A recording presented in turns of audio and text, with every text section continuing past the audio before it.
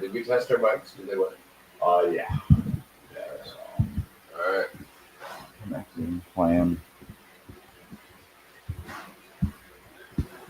Waiting for the eyeball.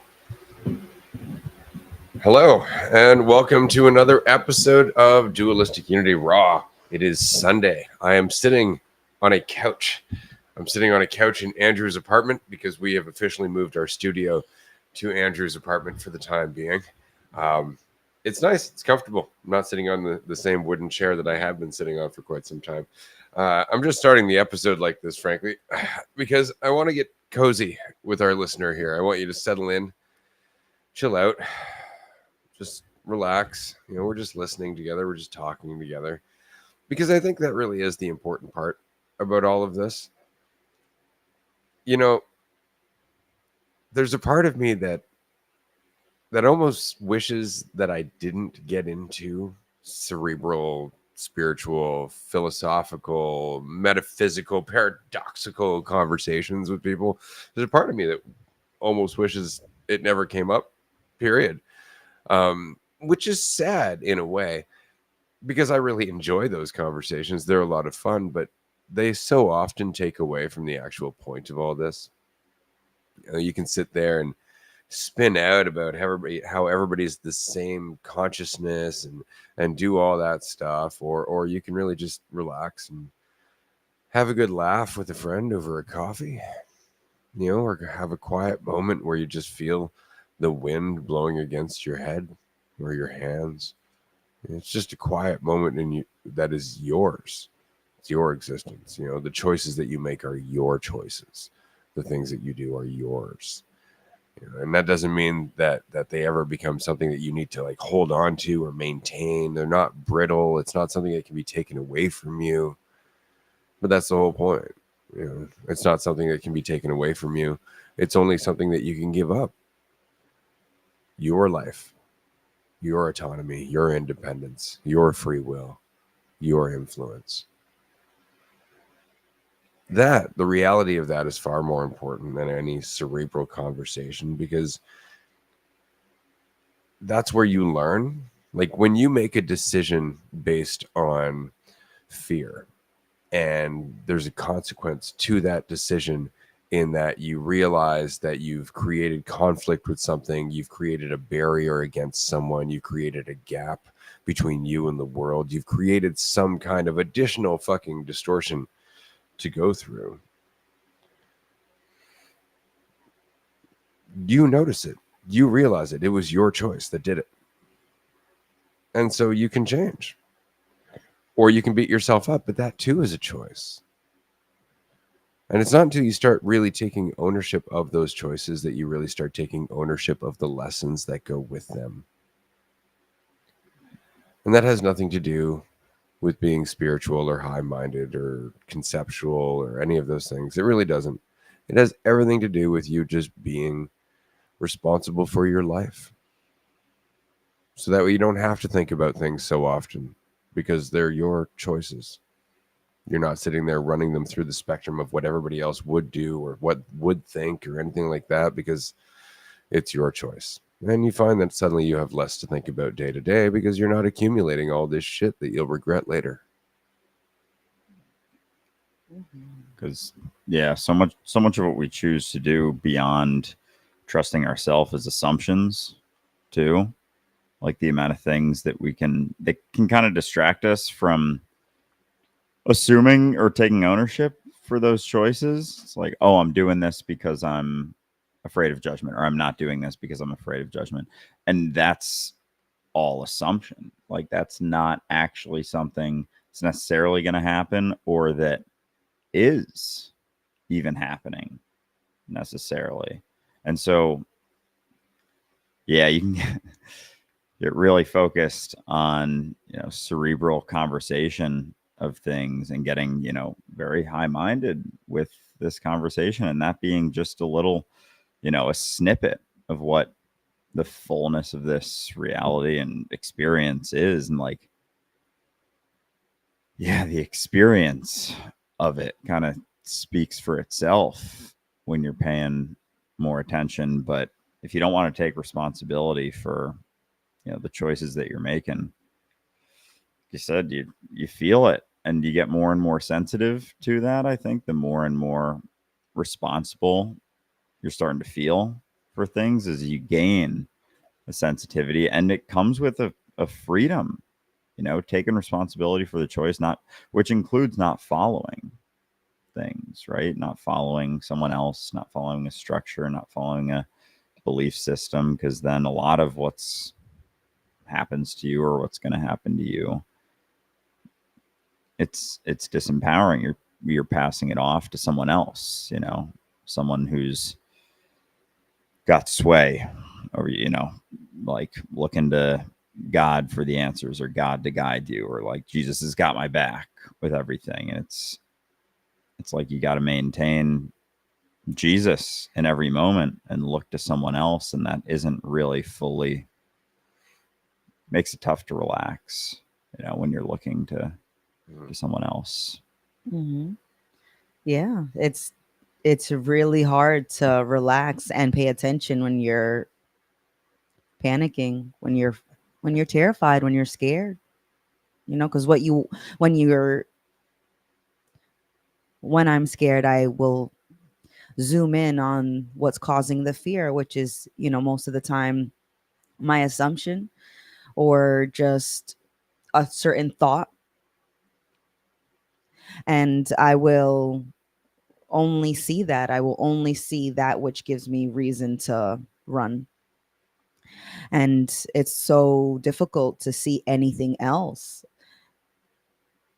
But when I am seeing other things beyond my fears and thoughts and assumptions, there's so much happening. And being responsible is being attentive, paying attention to the choices that you're making and where they're coming from, and not because it means anything about you, but because where the choice comes from is informative, and it's letting you know what the priority is or what the assumption is.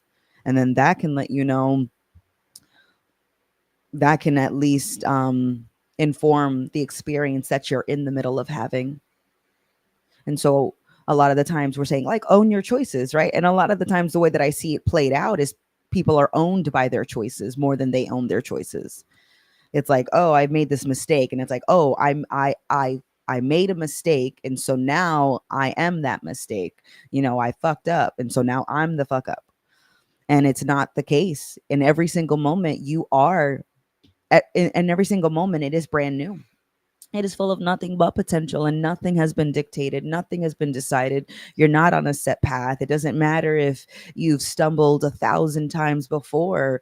The opportunity for a solid step is always available right here, right now, as much as the stumble or the opportunity to stumble is available here. Both are equally available. And yet we think that because there's been a tendency or a pattern, that now we are victim or trapped by that pattern. And so, I think about relationships and boundaries. And so, I was thinking just this morning how, when I moved, I told my family, I was like, you know what? You could come visit me and that's cool. But if in terms of like me visiting, you're probably not going to see me for at least a year, maybe two.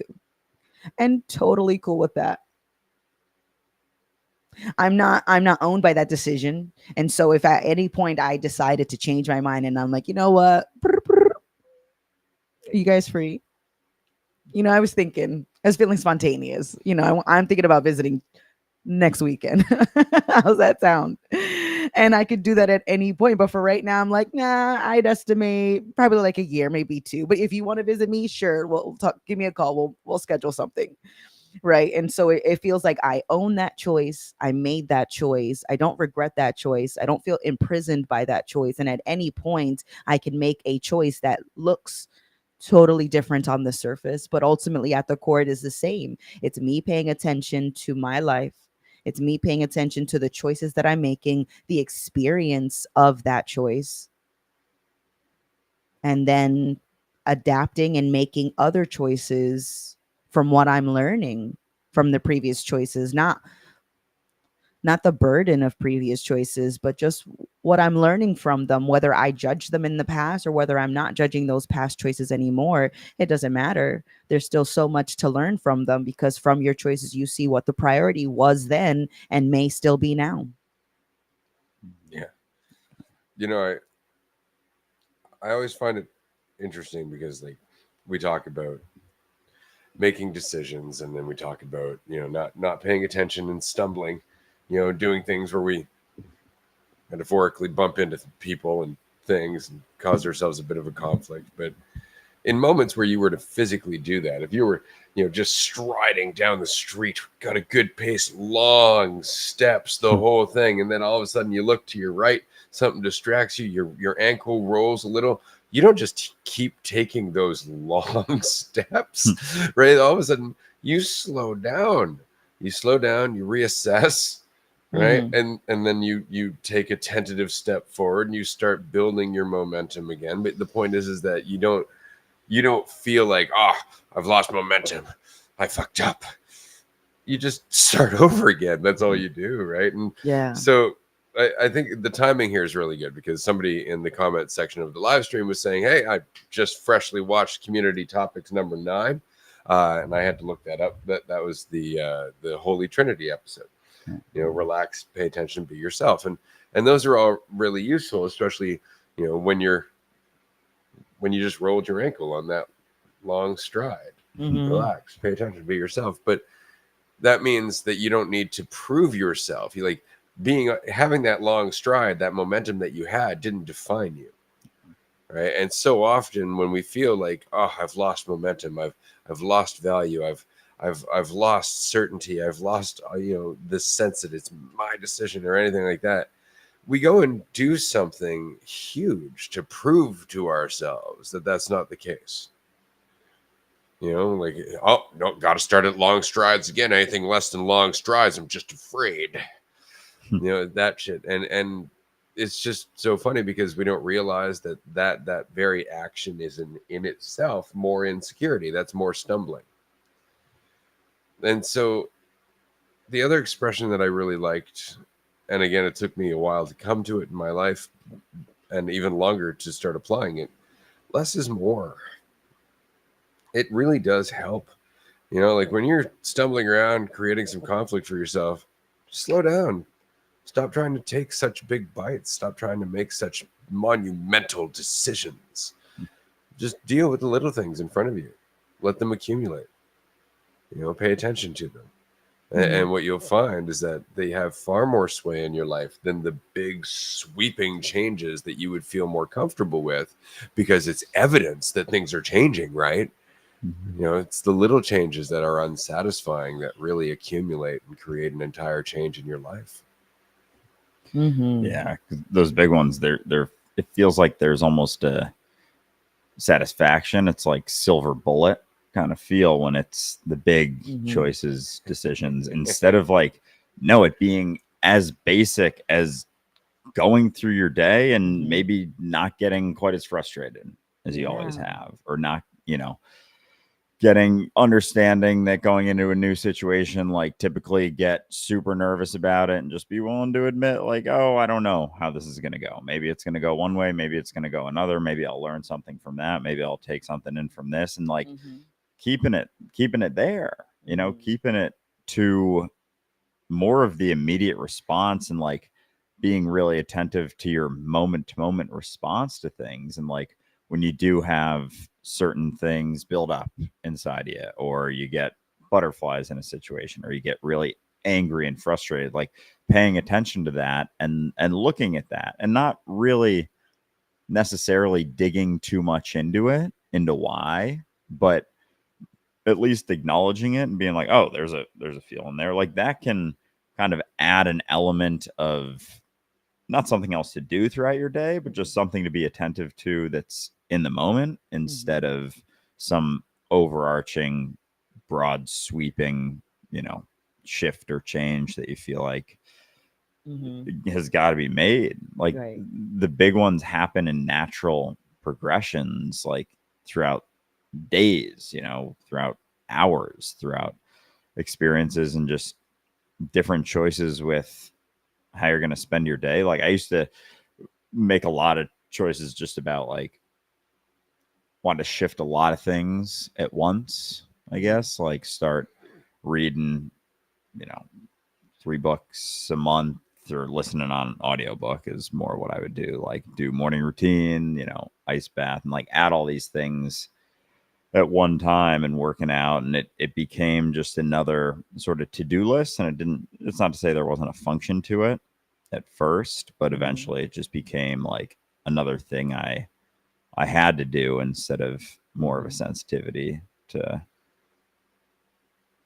what's going on day to day, moment to moment, and paying attention more to my experiences. Because I think as we add structures, as we take away structures, like you can create a lot of structures, and that can make it seem like you don't have to pay as much attention, honestly. And when they're not there so much, attention becomes not only necessary but kind of vital for your ability to function and exist and continue on step after step. Yeah, but we want to make decisions that then we can just refer back to and rely on. Like we want to make decisions where it's like, now I've made that choice, it's done. It's like, but what if you receive more information? No, that's a good choice, damn it. And we do that, and we will have a choice that we have somehow dubbed the right choice in all circumstances, and then we take that choice, and it's almost like we try to force attention and potential to go in a certain way through that choice, instead of having the attention be the momentum that's driving the choice. It's like we want the choice to drive that momentum of attention, but it just doesn't, it wouldn't work that way. It doesn't deliver, because you're not sensitive to what's happening. You're just like, I just know this is the choice I'm standing behind. This is the choice that I am invested in. And then it just it tends to almost backfire, because you're putting all of your eggs in this one choice basket, and then you're wondering why it feels so risky, why you feel so on edge, why you're so easily triggered and frustrated. And it's like, you're frustrated because you're not paying attention to what's happening, and you're still trying to force this choice that you have dubbed the right choice, and trying to make everything work around that. It's like the center of that moment is this choice that you think is right, instead of the center of the moment being the attention to it. But it's a good thing, or I guess it feels like it feels very beneficial to kind of go through that experience, because it adds a lot of depth, it adds a lot of appreciation, and then it adds a lot more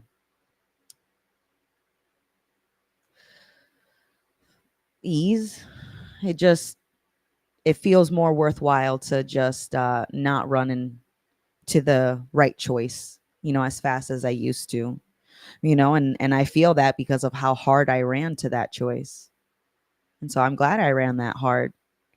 Now it feels like it makes the most sense to just walk and pay attention and not feel the urge to run. And when the urge to run comes up, it's not thinking, oh, I shouldn't be running. It's like,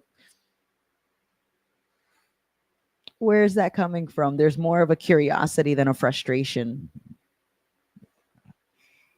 Yeah, which is, that's, I mean, that curiosity makes a lot more sense, because you can get caught up in assuming that there's right ways to live and act, right ways to do things. Like growing up, you kind of look for that. Like we're taught how to live life in a lot of ways. It's like a learned experience. We look to, certain people, friends, family, how to act, how to live, and there's not really much incentive to trust yourself. It's like, oh, how much have you researched?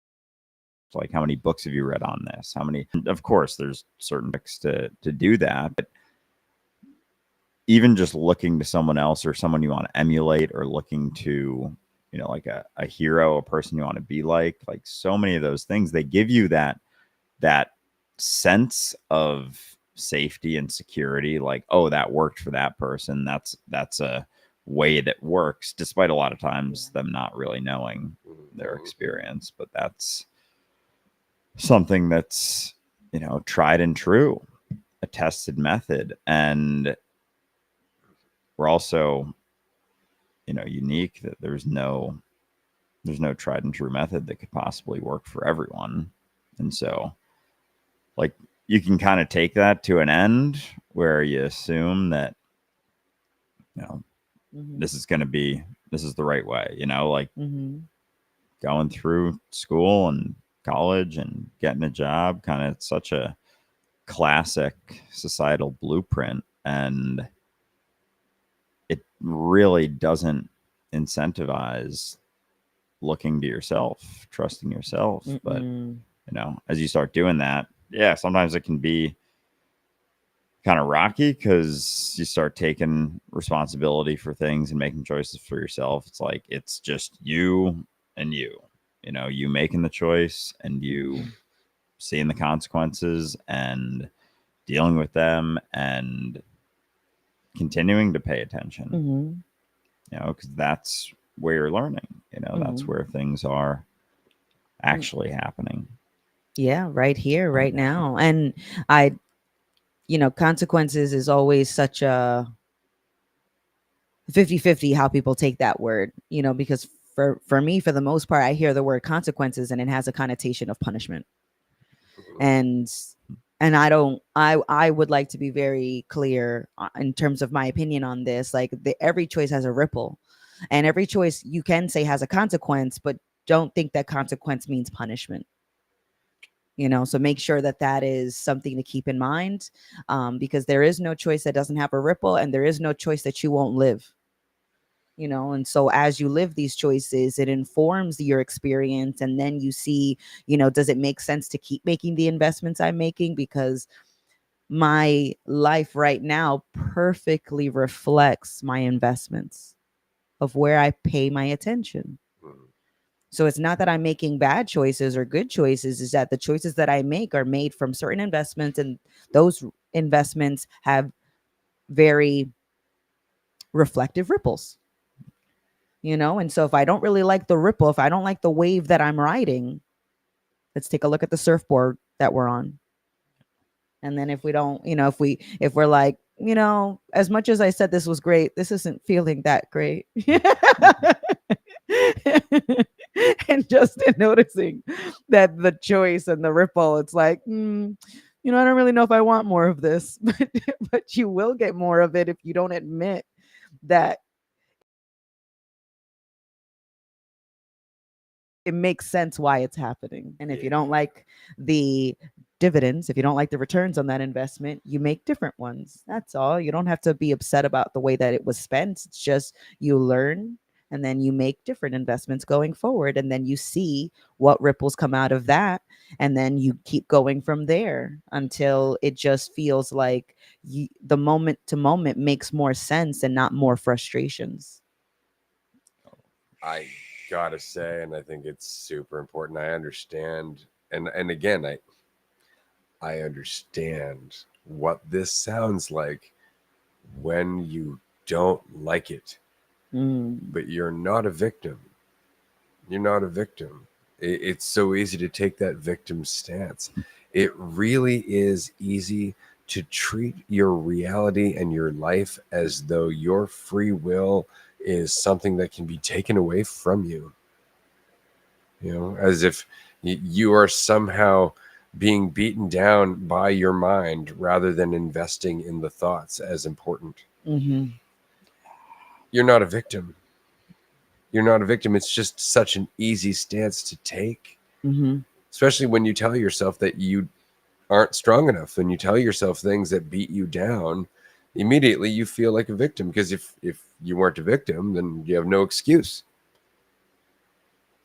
Just keep that in mind. People have far more power over their own lives than they think, or they want to think.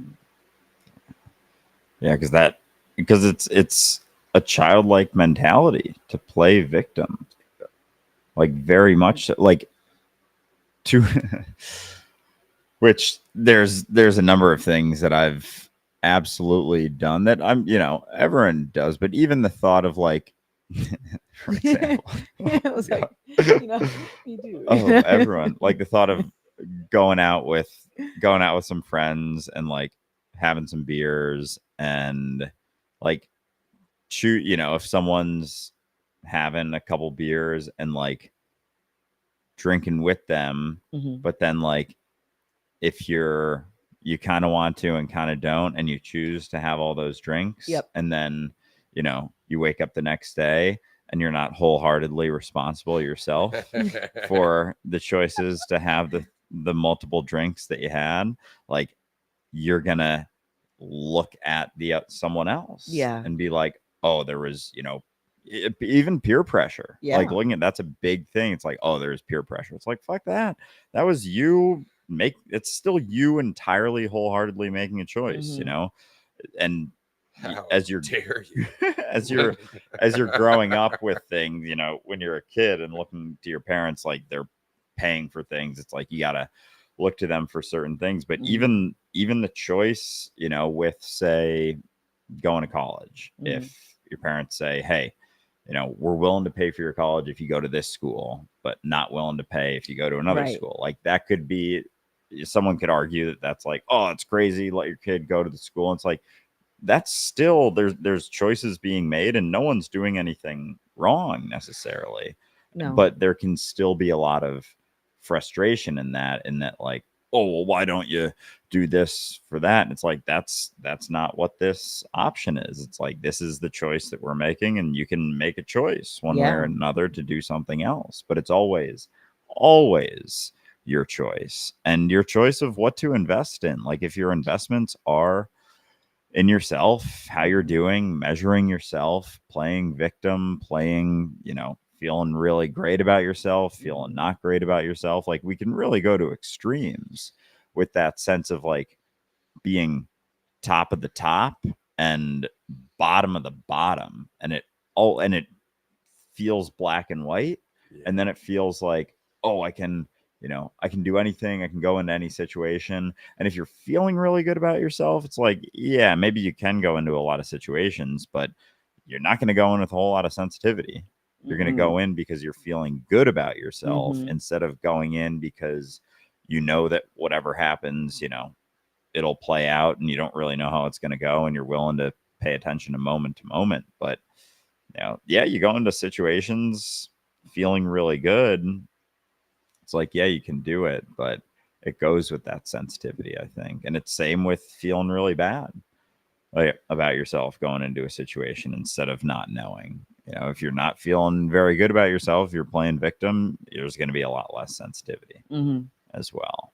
Yeah. So, yeah, but as you start noticing consequences to one focus, Mhm. if it's focusing on yourself, it's like that's all you're going to be able to think about. That's all you're going to be able to feel like you can talk about to some degree when that's where your attention is being invested. And so you Mhm. start noticing that, and it's like, yeah, you don't have to do that as Mhm. much. Like there's other things to focus on than you and how you're doing. Yeah. It's so funny. Yeah, as you're talking about this, it came to mind like, when you're only thinking about you and all you can think about you, you feel lonely in that. And then I thought about the word lonely and I was like spelling it out in my head and I was like, you feel very lonely. It's only you. Pretty there's much. there's only one Taking the L. lonely, just Take Only the you L. taking the L. taking the L. Oh my goodness. I love that. Just being able to see like different things in words and in concepts and I really like the analogy of college and having parents who are like, I only want to go, if I'm paying for it, it's only going to be one school. And as the kid, you would feel like that's not fair, like they're trying to control you, they're trying to force you, not knowing that maybe one of their considerations is that you want to go to a 4-year university for your first year of college where all you're going to be taking is prerequisite courses. So you're going to be paying top dollar for English 101, pre-calc, You know, you're going to be paying top dollar for these basic courses, and because you want to have the college experience and you want to live on campus. But instead, your parents are thinking, you know, if they want to make sure that you don't have a big bill at the end, that they would like you to go to a community college, take those basic courses, and then transfer to a 4-year university, anyone that you wanted.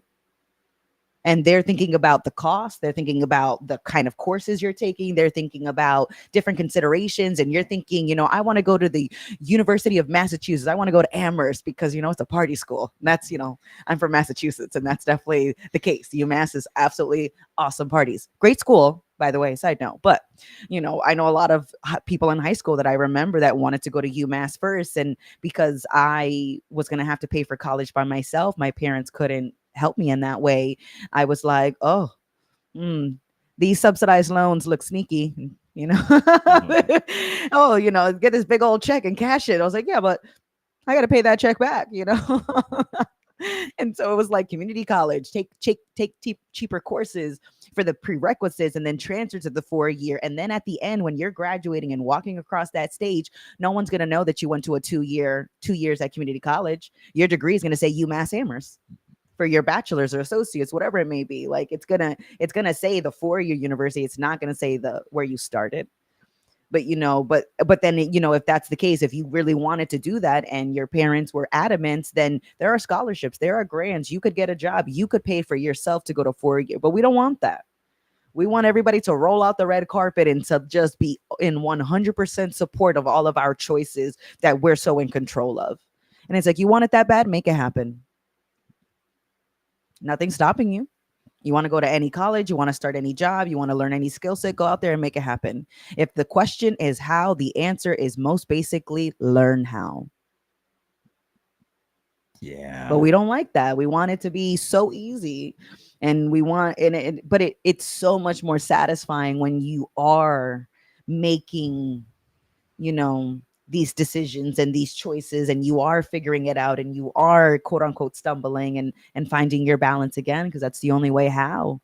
You know, I love the way that Marcus Aurelius puts it. You know, the obstacle is the way.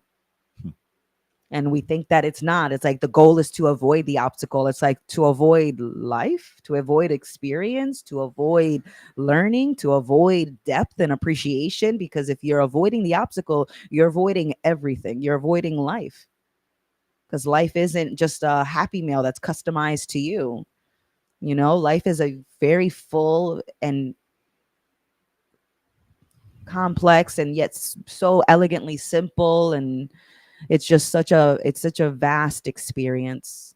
And so to funnel it through your preferences only, or through your good choices, is to short yourself for a fuller experience, for one that you think you'd like. But when you do have it that way, it's not what we think. It never is. Well said. That's not- So live stream. We're streaming. We're doing the thing. Somebody just asked if we have any siblings that we wish we were closer with. And I think that, see, I like the question. I would prefer to avoid the specifics, because it really comes down to, where is that wish to be closer to anyone come from? Mhm. Doesn't have to be a sibling. Could be your ex. Could be a cousin. Could be a friend Mhm. from when you grew up. So it could be from somebody from high school. A mentor, a Fuck, coworker. it could be a celebrity that you're idolizing. Like, there is still this pull to connect with someone, right? To have that deeper relationship. But the deeper relationship you're looking for is one with yourself. You know, there's nobody that's going to be in tune with you on a deeper level to make it easier for you to connect. You have to do that shit yourself. And what's worse is if you look to somebody as a pathway to doing that, then they become a crutch. They become a need. Suddenly now you can't do that unless you're around them, and it becomes codependent. It's just toxic as shit. And so I would say that if you are sitting there wishing that you were closer to anybody, this is that responsibility. Why? Yeah. And you could say, well, it's a human need. Where's that responsibility? You could say, well, you know, it's nice to have a connection. That's true. Go to the grocery store. Yeah. You know, go get a coffee at a coffee shop and actually talk to the person behind the counter. Mm-hmm. You know, or sit down on a park bench beside someone sitting in the park and just go, hey, how's it going? These are all connections, and they all feel deep and fulfilling when you're involved with them, when you're truly there and not in your head, because that's what we're looking for. We're looking for somebody to reach into our fucking thoughts and pull us out so we can get a breath of fresh air. But we can do that anytime we want, as soon as we take responsibility for it. I wanted to bring that up section, and we always appreciate everybody who joins us during the live stream. I also wanted to bring up a few other things. For example, the podcast is doing very well.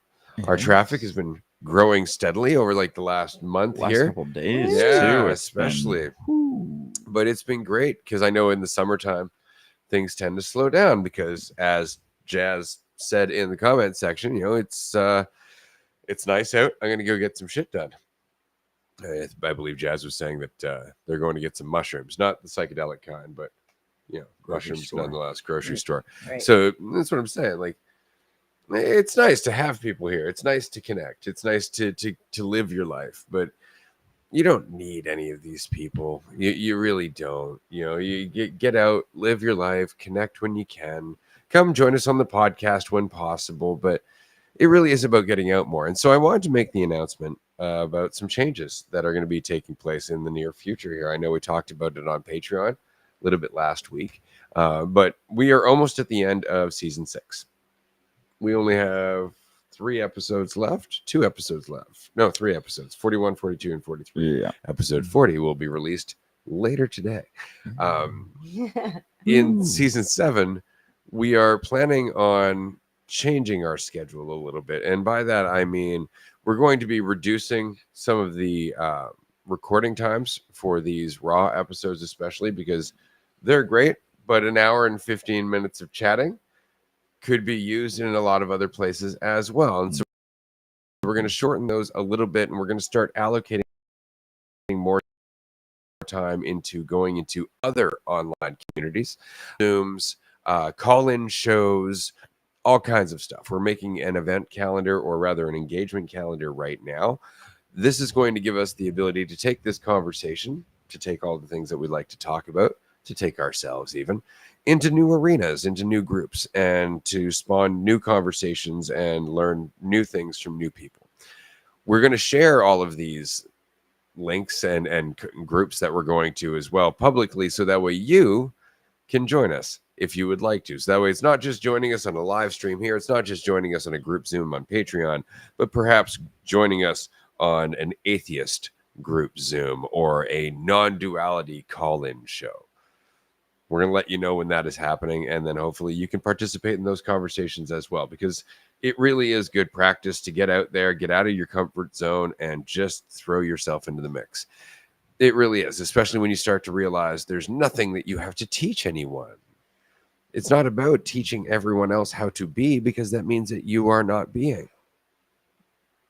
You can't teach being. It's a contradiction, but you can be. You can be. And that is your responsibility and your choice, moment to moment to moment. It's not a choice you have to make once and then it's done. It's a choice you have to make each and every moment, because the alternative is to try to be something. And that's where all your shit comes from. So it's going to be a lot of fun conversations. I'm looking forward to it. I just wanted to make that announcement quickly. I also wanted to throw out a curveball for my 2 co-hosts and let them know that we are going to be wrapping up this episode of Raw in approximately 6 minutes, because we're going to get into the new schedule very shortly. Likewise, I haven't had any breakfast.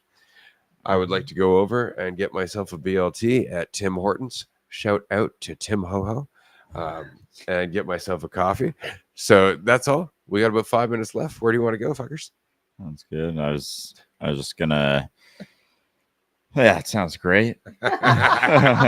Looking forward to that. But the process of going through and like the basicness of life as full and complex and insane and beautiful and everything that it is, like when it comes to living and what to do, how to do something, like earlier Amanda said, you're trying to figure out how to do something, like you want to learn something new, like learn it. Like Yeah, you want to know how to do something, yeah, like just learn how. And that doesn't come from as much as, yeah, look up a book, look up a video. It's like it comes from doing it, like getting better at talking, talk more, better at, you want to get better at, you know, jogging, jog more, like, and then at points, sure, like evaluate to some degree possibly, but maybe make that like 5% instead of 95%, you know, trying to track and measure and get to some place. Just doing more things, like that's really what it so many things come down to. And I didn't really have much else other than that. That's honestly, okay. not We have a some question. crazy It's a good one. crazy thing, right? Is depression after enlightenment or realization a real thing? Anyone? I would say it is always in potential. You know, I think you can realize that, you know, you have been playing certain roles for a lot of your life, have been trying to be something. Like you're either being yourself or trying to be something. You can spend your whole life trying to be something, and that's pretty much how you spend a lot of your day. You're trying to maintain it at least moment to moment through experiences. So realizing that, it's like, oh, I have been playing this role. I think, at least in my experience, there can be a shift where it feels like you kind of relearn how to live in a sense. And I think that process can be kind of rocky because you're not relying on learned structure so much anymore. And you're starting to just have more faith in yourself. So that feeling's kind of always in potential if you're taking yourself really seriously as you go through anything. But yeah, that wasn't really in response to enlightenment specifically, more so realizing that you've been playing a role or trying to be something. That's all it is. Would you like to take a jab at it? Sure. Initially, my answer was no in my head. Yeah. Short and And sweet. then you're like, Case well, closed. it was just because I'm just like, you know, personally, my connotation with depression is that like I can feel depressed and not be in depression.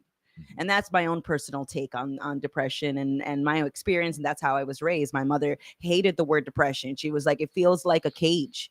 You know, someone says, oh, I'm depressed, and it's like all of a sudden they're like doomed to feeling like shit for the rest of their life. And she's like, fuck that.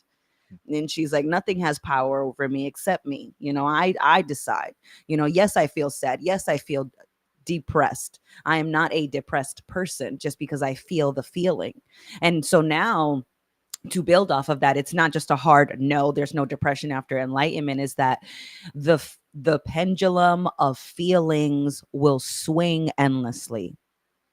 So if you're thinking that enlightenment is a silver bullet destination, the promised land, metaphorically or literally, you know, I'm going to be enlightened and then that is it, we will be coasting forever. So it's like, what do you mean by depression? You know, is it are you gonna feel sadness after feeling joy? Yeah, for the most part, you will. You know, are the feelings all available to you in every single moment? Yeah, for the most part. Is the pendulum going to swing? Are you going to feel light and heavy and sad and joyful and excited and depressed and enthusiastic? Yes, for the most part. You know, so it's like I feel like it's not as black and white as the question is implying. Not in any way, in a lot of, and for a lot of reasons, but I'll wrap it up this way. You know, it's kind of like this. To an alcoholic, sobriety is depressing. And when we're talking about quote unquote enlightenment or realization, we are talking about the recognition that we are addicted to an escape from reality.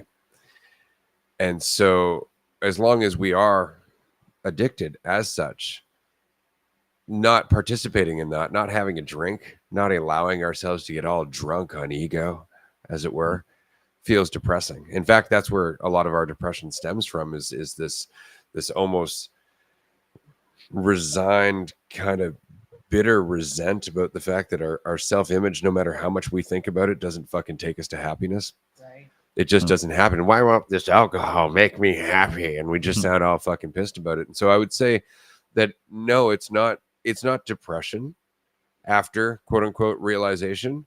It's just sobriety. And then your opinion of it. And that opinion is going to be based on how much you still need to reach for the escape. I wouldn't say it's depression at all, but can you be sober, responsible, and in reality? And if so, you will find a whole other experience of fulfillment that has nothing to do with being drunk on ego. This has been a fun episode. A lot of fun. Time to walk over, get myself some food, and then we're going to be continuing on Patreon at our regularly scheduled time of, what is it, 2:30 Eastern time? 11:30 Pacific time, 11:30 Pacific time, 2:30 Eastern time. Anyway, we're going to be on Patreon very shortly. We would love to see you if you can join us. If not, we'll be back tomorrow for another episode of Dualistic Unity Raw. We've got some call-in shows and shit this week. Keep an eye on Patreon for some announcements about the new schedule coming up in season 7 as well. Go to podcastawards.com to check out the slate of semifinalists as of August 5th. We're going to find out if we made it into any of the categories. Thanks so much for your support and your vote. We look forward to talking to all of you again soon. I run. All right.